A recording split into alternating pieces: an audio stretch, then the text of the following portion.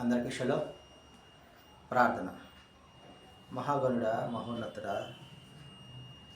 సర్వసృష్టికర్త, బలశూరుడ, భూమి ఆకాశాలను సృష్టించిన తండ్రి, బలమైన ఆశ్రయదుర్గమ్మ, మధ్యవర్తిగా ఉన్న తండ్రి, మార్గమా, మా మంచి కాపరి, మా మంచి ఎలోహిం, మొదటివాడ, మూలరాయి ఉన్న తండ్రి, మేఘారూఢుడ, మహాతండ్రి, మహారాజ, మహాదేవ, మెస్సయ్య, మృతుడై మరలా బ్రతికిన ఎలోహిం, మహిమగల ఎలోహిం, మహోపకారి, మహిమాన్వితుడ, మహోన్నతుడ, మహిమాస్వరూపి, మనుజావతారుడ, మీ ఘనమైన నామమునకు స్తుతులు స్తోత్రాలు చెల్లించుకుంటున్నాం.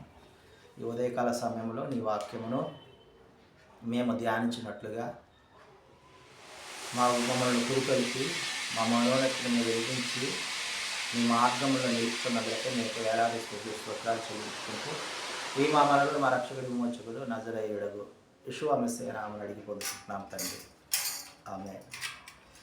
నా శత్రువులు నన్ను చూపినను నరకపు పాత్రము నరికట్టినను. నా శత్రువులు నన్ను చూపినను నరకపు పాశము నరికట్టినను. వరవలే భక్తిహీనులు కోరిన వరదవలే భక్తిహీనులు కదలకనను ఎడబాయని యావే, కదలకనను ఎడబాయని యావే. ఓ యావే నా బలమా, యథార్థమైనది నీ మార్గం, పరిపూర్ణమైనది నీ మార్గం. ఓ యావే.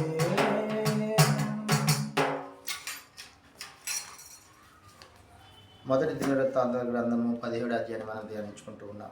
ఈ 17వ అధ్యాయంలో దావీదు రాజు వారు రాజభవనములో ఉండి ఎలోహిం యొక్క మందసము గుడారములో ఉండటము, డేరాల్లో ఉండటము అతనికి ఇష్టం లేదు అని విషయాన్ని మనము గమనిస్తూ ఉన్నాం.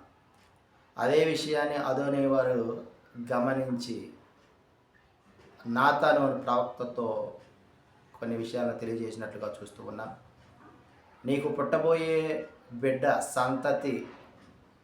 సంతతిని నేను రాజుగా నియమిస్తున్నాను. ఆ సంతతి హెచ్చించబడుతుంది, ఆ కుమారుడు హెచ్చింపబడతాడు, అతని రాజ్యము నిరంతరము ఉంటుంది అనే విషయాన్ని మరి నాతాను ప్రవక్త ద్వారా దావీదుతో పలికినప్పుడు దావీదు అంటున్నాడు, అయ్యా నేను ఎంతటి వాడిని, అయినప్పటికీ నీ యొక్క ప్రణాళిక, నీ యొక్క చిత్తములో నా వంశాభివృద్ధి జరుగుతుంది అని మరి నాకు తెలియజేశావు. నీ దాసుని నిమిత్తమే నీ చిత్త ప్రకారము ఈ మహాఘనత కలిగిన నీవు తెలియజేసి ఉన్నావు. అతని నిమిత్తమే ఈ గొప్ప కార్యమును చేసి ఉన్నావు. మేము మా చెవులతో వినేదంతయు నిజము. నీ వంటి ఎలోహిము ఈ భూమి మీద లేడు. అందుకనే నీవు మా ఇజ్రాయేలీల జనాంగం ముందు నుంచి అనేక జనములను నువ్వు త్రోలివేశావు అని తెలియజేస్తూ ఎలోహిం వారిని, అదోనీ వారిను మరి మహిమపరిచినట్లుగా, నామాన్ని ఘనపరిచినట్లుగా ఈ అధ్యాయం మనం గమనిస్తూ ఉన్నాం. ఎలోహిం నీకు సంతతి కలుగజేసేదనని నీ దాసునికి నీవు తెలియజేసి ఉన్నావు గనక నీ సన్నిధిని నీ విన్నపము చేయుటకు నీ దాసునికి మనోధైర్యము కలిగెను అని అంటున్నాడు. ఆయన సన్నిధానములో విన్నపము చేయడానికి మనోధైర్యం అనేది కావాలని కూడా ఈ విషయాన్ని జ్ఞాపకం చేస్తూ ఉన్నాడు. మనకు మనోధైర్యం ఉంటేనే ఆయన సన్నిధానానికి వచ్చి విన్నపములు చేస్తాం, ప్రార్థనలు చేస్తాం అనే విషయాన్ని జ్ఞాపకం చేస్తూ ఉన్నాడు.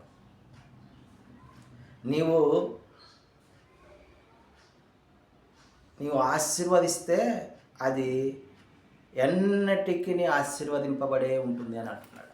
ఆ మాట కూడా జ్ఞాపకం చేస్తున్నాడు. నువ్వు ఒకసారి ఆశీర్వదించావంటే అది నిత్యము ఆశీర్వాదకరంగా ఉంటుందయ్యా అని దావీదు మరి పలుకుతున్నటువంటి మాటలు. ఆమె